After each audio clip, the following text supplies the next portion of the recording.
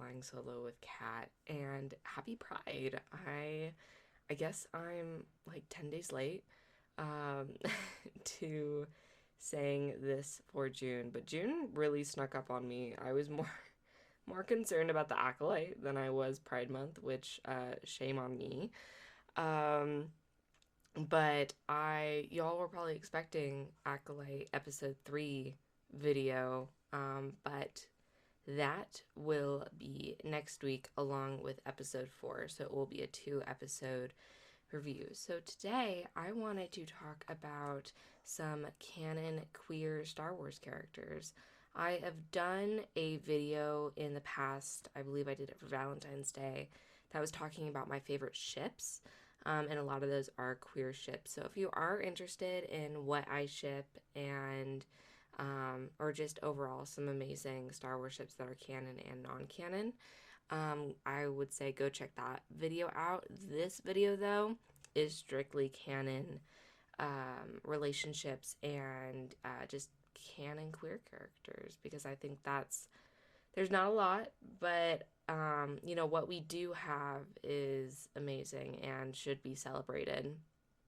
A lot of franchises don't have as big as an opportunity a lot of the times as Star Wars does. And so what we have is really special, and especially with some of these characters, is a great thing. So, yeah, just really quickly before I get into it as well, I was lucky enough to be included on this year's Queer Star Wars podcast new list. That list has amazing content creators that I watch all the time, and just we're all one big community.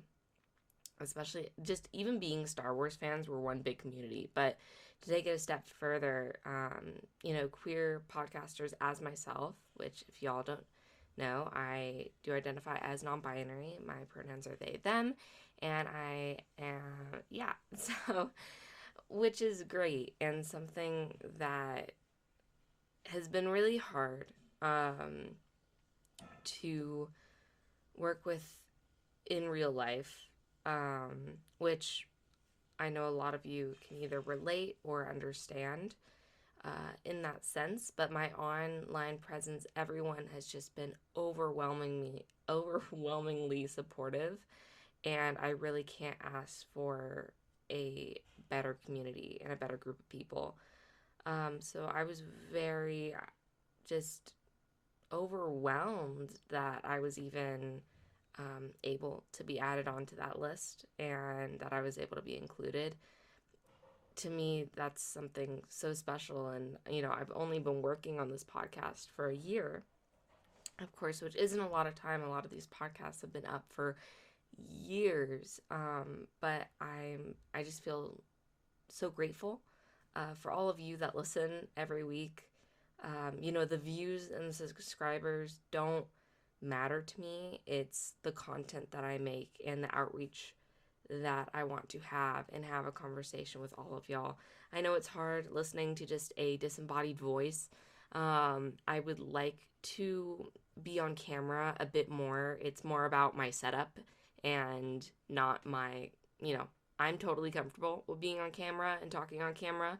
And it's something that I would love to do, but it's more about my setup and how much that would cost, which is really the struggle that I have right now. So I promise you guys I will try my hardest to make it work, and something that I will really try to work for, because I know sometimes this is really hard to just kind of connect with, but y'all have stuck with me and I really appreciate that. So I hate rambling. Let's go ahead and get on to the video, but I love y'all and happy Pride.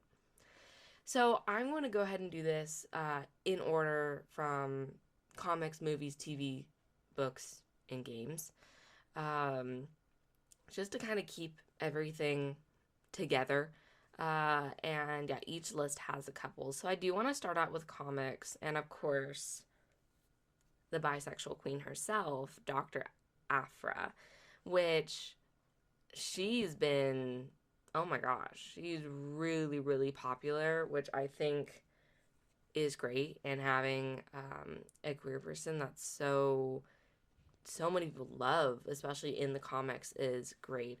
I went ahead and copied a couple of the write ups that they have because I do not read the Dr. Aphra comics. I never really got into them. I hadn't really tried. I'm not saying that they're not good. Um, I just haven't had time to really sit down and read them or even buy them. So, here's a little write up on what it is. Her romance with Santa Staros, whom she met while the two students at the University of Barleth ended badly, but the two women were able to rekindle a business partnership later. And when the intriguing Imperial Inspector Maga Tolvin found herself in pursuit of Afra, she and trapped together by the hungry maw of the chthonic worm god, the two women shared a passionate kiss without even knowing each other's names. Which, quite honestly, Dr. Afra, you get it. I get that. And I totally respect that. So, I mean, especially having a bisexual Asian woman just really popular in Star Wars comics. I know, correct me if I'm wrong, but I believe they did end her comics, but she had a really, really long run for a good bit. So I would love to see her in canon, especially working with Boba Fett. If we get Boba Fett season 2, I would love her working with him and Fennec. I don't know where that would fit into canon or whatsoever, but I would love to see her on a big screen. But of course, we had to start with the bisexual queen. Next, I Santa Staros, which her story is really interesting. She's as well bisexual, and if she is to be believed, the smuggler Santa Staros has been married to Han Solo and romantically linked to Dr. Chelly Afra, although the former was undoubtedly more scam than real relationship. When it came to Santa's former lover, Afra, the memory of the romance left Staros nursing a grudge and deep seated hatred for years to come.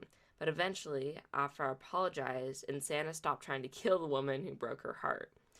In the latest run of Star Wars Dr. Afra comic, the pair have become a formidable duo in the hunt for a priceless artifact, but the tension of the past continues to ripple through their partnership. I think that's really cool too, and how she's kind of fleshed out, and I just love that little part of her saying she was married to Han Solo. That's really funny to me. Um, and just, yeah, that total grudge and that hatred, deep seated hatred, is just something really interesting and quite honestly makes me want to read the comics with them in it.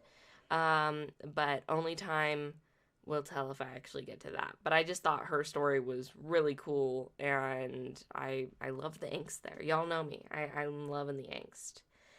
Tarek and Surret, who is trans and non binary, they are really cool. They showed up in Star Wars and the High Republic, and they are Bong twins that are the first ones to be introduced in modern lore. The twins use they them pronouns and share a linked mind. They often sense each other's pain and can finish each other's sentences when the opportunity arises, which I think is super cool. Their character designs as well, I kind of liked, and they're Jedi. I mean, trans non-binary or Jedi. Come on.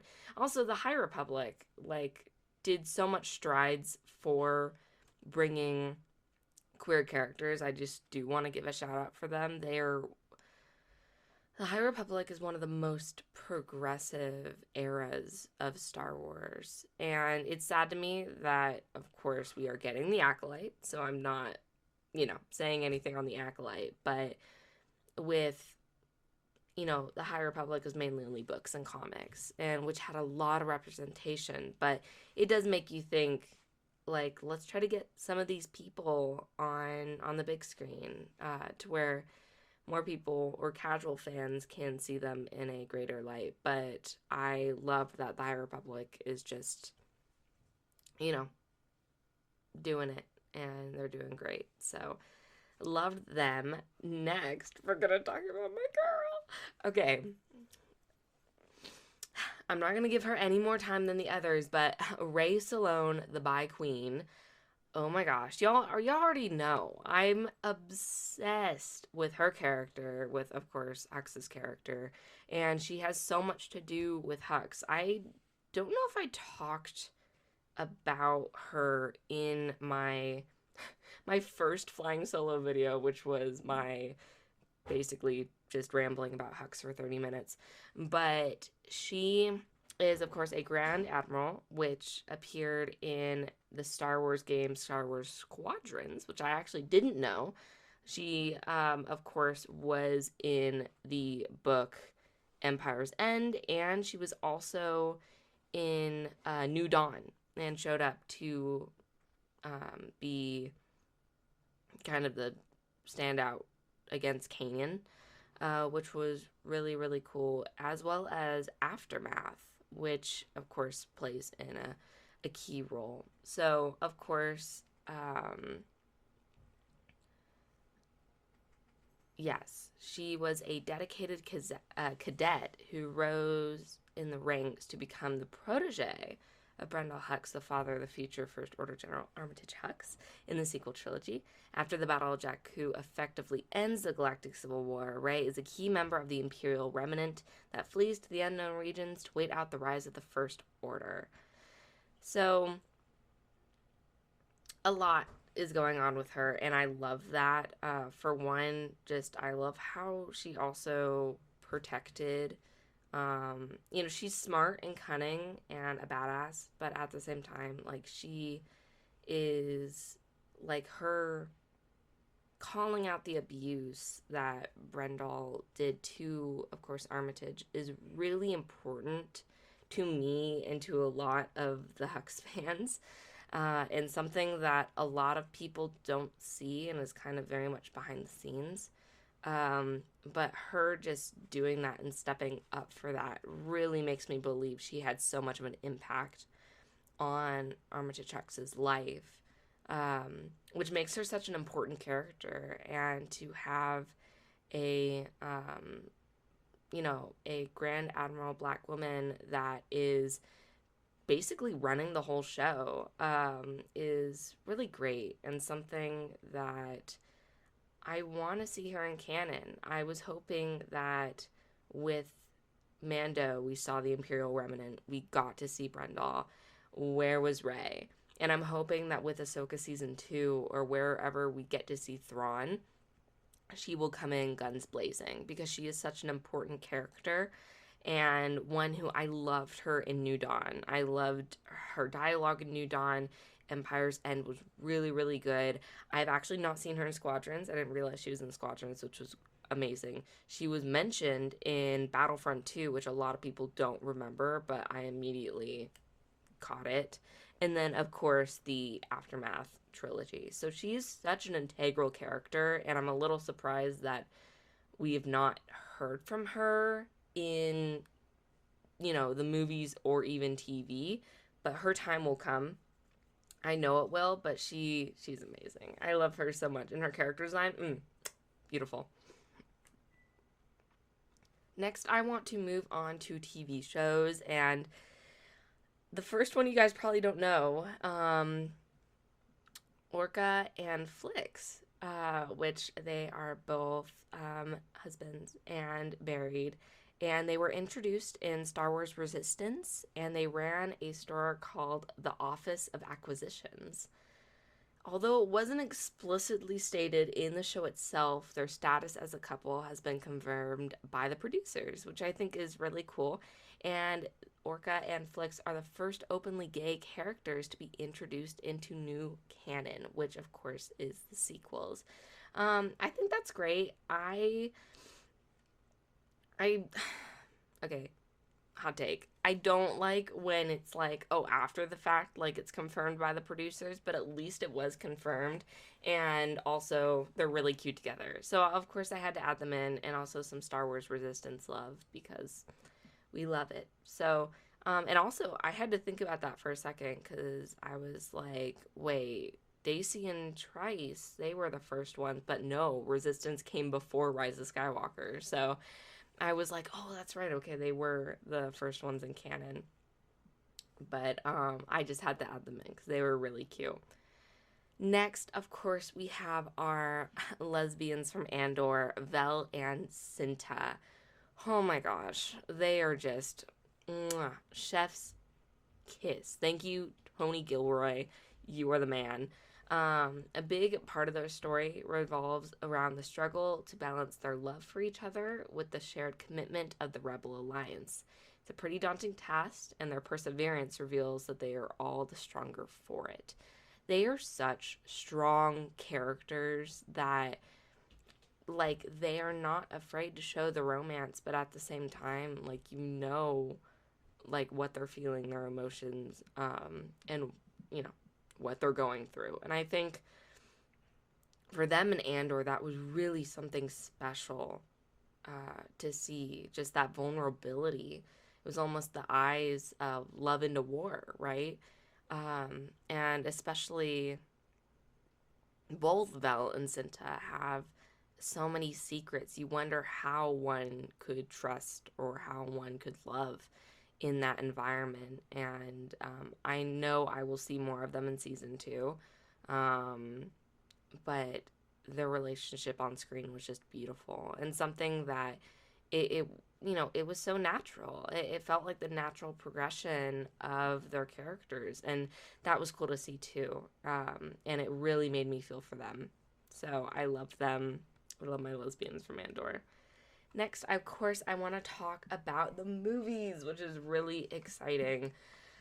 This first one is a little odd, but I thought I would add in the Hutts, which are intersex non binary, which I think is really cool. I did kind of know this, but I wanted to make sure I got it right because I wasn't sure if I was thinking of something else. But they are born androgynous. Every Hutt has the ability to choose whether it is male or female. And some Hutts in the books have actually shifted from one sex to the other during the course of their lives. I know in the Han Solo trilogy, one Hutt actually changes to female so they can reproduce, and I think that's something really cool, actually. And I don't know if it's just the Hutts that have that in the Star. I mean, please, there are so many aliens in the Star Wars universe that can totally um, be something that other species have, but. It's something that a lot of people don't know about the Hutts, and they're so prevalent in TV shows, of course, and movies. And I thought that was really cool. So, of course, I had to add them in there. Larma Dacey and Robbie Trice, which are the lesbian couple from The Rise of Skywalker. In the films, not much is known about the couple, but this pair is nonetheless responsible for the first on screen same sex kiss in Star Wars universe. This pair can be seen sharing a kiss from the closing moments of Star Wars The Rise of Skywalker. It is later revealed Larma is a resistance fighter seen in both The Last Jedi and The Rise of Skywalker, while Robbie is a pilot in the Resistance. Accompanying books go to the further details about their relationship, revealing that the pair are married. Oh my god. I love that. I know it was a 3-second kiss, live slug reaction. But for me, like, seeing that, just, they didn't have to do it, and that's always what I think. And that's the hard thing about representation is they never have to do it, but it's so great that they did because people and children can look back on that and really see, like, oh my god, like, that's natural. I mean, you have aliens in your universe, and it's a bit odd that you've never had a same-sex couple kiss, on screen. So just, it was happy and it was joyous too. The Resistance had just won, defeated Palpatine once and for all. Of course, our lesbians gotta kiss it up because, evil is defeated. All is good with the universe. So I had to add them in there, of course. They are basically the first. They are the first on screen with the movies kiss, and I hope it's not going to be the last, please. I'm hoping with Rey's new Jedi Order, Mando and Grogu, there's so many characters that we can really explore with that. And, they were the first. My lesbians were the first, but they will not be the last. So Totally had to add them in there. Our last one is Lando Calrissian, who is pansexual, which I think is great. And of course, this played a major role in how the character's relationship with L337 was written, and actually how Donald Glover played the younger version of the character going into it. Donald Glover is an amazing actor, but he was very outspoken on Lando being pansexual. Um, he played him as if he was attracted to men, women, members of the alien species, and droids. And quite honestly, I agree with Glover. You are in this galaxy, this universe that is so diverse and has so many different beings. How could you just, be attracted to one thing? Which I get it, but at the same time, like I feel like with Lando's character as well, he always wants more, right? And he always wants to take the high ground. I know that's Obi-Wan's thing, but still. And I feel like Glover playing him that way, even especially with his relationship with L3, I feel like that was really important and something that a lot of people missed. And then, of course, his relationship with Han and all how that progressed, especially in the comics, the books. It's something really special, and I'm glad that that is now officially canon. People were talking about it for a bit way before Solo, and then people were like, no, it's not canon, that's kind of weird, don't do that. But I'm glad they just stuck with it, and it really made his character 10 times more enjoyable. Next, I'm going to talk about video games, and we're going to actually, this is great because we're going to talk about basically the first gay character in Star Wars, at least dating it back. So, Juhani falls in love with a female version of Revan and has a complicated backstory involving training, trauma, and her race's nature. Unfortunately, if a player chooses to make Revan a man, the subplot is not revealed, which I think even furthers the point, and I think that's really freaking cool. And of course, Revan, that's another character that is very much heavily implied non-binary. Now, of course, that is mainly because you can choose what gender Revan is when you're playing Knights of the Old Republic, but I still think it's something that is cool, especially when you come into romance options. I've still yet to play Knights of the Old Republic, but I will get there one day. Varko Gray, who is gay, and it says that while he was fighting among the stars in hopes to restore order to the galaxy, Varko is anchored by his beloved husband, Emroy, who works on Krat and is fiercely proud of Varko's achievements. A peaceful life together, a future Varko will fight for with all his skill. And that is, of course, from Squadrons, and I believe he is a Imperial pilot. So correct me if I'm wrong, but Squadrons, I see you, Squadrons. I see you. Kyo Vinzi, who is non-binary, and the Force-sensitive Merlin pilot left home seeking adventure, finding it on the galactic racing circuit. As their eyes were open to the Empire's oppression, the non-binary Kyo left racing to join the New Republic's Vanguard Squadron. Handling their A-Wing with a daredevil skill, Kyo flew alongside like-minded sentients fighting for equality, diversity, and freedom against Imperial justice. Yay! A non-binary pilot. I love that. I also love their character design. Can I just say, if y'all didn't see him in the thumbnail, please look it up. I really need to play Squadrons too. I'm a terrible gamer. I only play Battlefront. But yeah, that's really cool. I've seen them around a lot when people bring up queer Star Wars characters, and having a non-binary pilot that fights the rebellion is just freaking cool. Maybe a cosplay idea in the future. Let me know what you guys think. That might be a thing. Lastly, I'm going to talk about books, and I do want to talk about Obi-Wan Kenobi in Padawan, who is bisexual / aromantic. And when this book came out, oh my gosh, everyone was making videos. Obi-Wan gay? Question mark, question mark, question mark.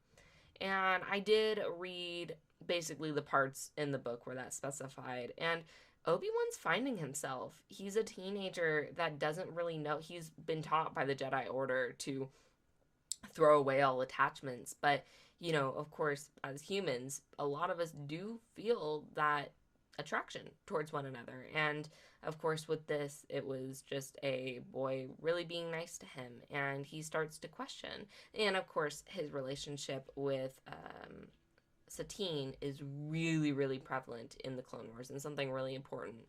But Obi-Wan, how it was written in Padawan is done so well and so respectfully, in the way of him saying, like, maybe I actually don't feel this way. Maybe I would just want to be friends with him. Basically, going on more of the aromantic side of things and, not really feeling that sexual nature that he would want in a partner, and just the more relationship and feelings aspect, which I think is just so real and kind of what everyone kind of thinks about is, who am I? What am I attracted to, if I'm attracted to anything? So now, of course, people had a field day with this book, going out and talking about it and bashing about it. But really, when I read it, it was really respectful and definitely, welcome to the community, Obi-Wan. I love that. Next, I'm going to talk about Padme and Sabe. So, I didn't know much about them, but I know people have gone back and forth saying yes, yes, bye, no, bye, I don't know. So, I got this quote from Madeline Lowen, who did a queer reading of the Queen's Shadow trilogy, which I really, really respect. And this is a quote from her saying, from her intimate relationships with her handmaidens to her experimentation with gender performity to her quiet yet intense desire for her best friend Sabe, I analyze how Padme can be viewed as a queer figure in media throughout the Star Wars franchise, including, not limited to, episodes 1 through 3, the Clone Wars television series, and E.K. Johnson's Queen's Shadow trilogy. And her saying that, I read a bit more of the article, you guys can search it up if you're interested, is just really, you can read into some of her relationships with her handmaidens. Now, of course, this would make Padme bi, because we love some Panakin, Anakin, and Padme relationship, and of course she does go for him in the end. But I think there's a certain camaraderie with her handmaidens that, she might have explored and definitely had more of a emotional relationship too, which I think is something special, and I definitely do need to read those books. But let me know which characters I did not put on this list. This is a very, very toned down list to the actual queer characters that are in Star Wars. There were a lot on Wikipedia, a lot. And I could not do all of them, nor did I actually know all of them. And I learned about a lot of characters in this video, and I did a lot of research. Oh my gosh, guys. I know. Be surprised. But I think at the end of the day, what queer characters do for Star Wars, what representation in general does for Star Wars, is expand this universe, our world. It would be so boring and basic if it was just the same thing over and over and over again. And yet, with these characters being introduced, it's just really special. And, I love Lando. I love Ray Stallone. Trust me, you guys heard about it. But just even learning more about these characters and why they're important. And I know they impact so many different people. I know Dr. Alfra, so many people connect with her on different levels, and I think that's what's really fun too. If you have nothing in common with these queer Star Wars characters, that's okay, but they're still good characters, and that's what I appreciate about Star Wars, is that they will flesh them out in the sense. And at the end of the day, we are all different, and we all experience different things, but if we can come together, through Star Wars. And just be nice to each other. That's all we can ask for. And that's all I ask of you guys, which I know you all are already super amazing and all supportive. And I know in the Star Wars fandom, it can get really toxic really, really fast. And I know you guys know that. But knowing who you are and who others are and respecting that no matter what. And at the end of the day, we're just all people, you know? And it's like, yeah, people suck. Like, you know, I would say not all of them are great and not all of them you're gonna agree with. But all you could do is control yourself and be the best person that you can be, which is what I strive to do every day. And I look up to a lot of these characters, which is, I hope other people do as well. So, happy Pride, everyone. As I said, I wanted to get this video out before the end of the month, and just talk about these amazing characters. So if you have any more characters, go ahead and put them down in the comments, and I will, of course, read a bit about them, because I loved even learning about these characters that are more known. And yeah, so thank you all for listening. I love you all. Thank you all so much for the support, and I will see you guys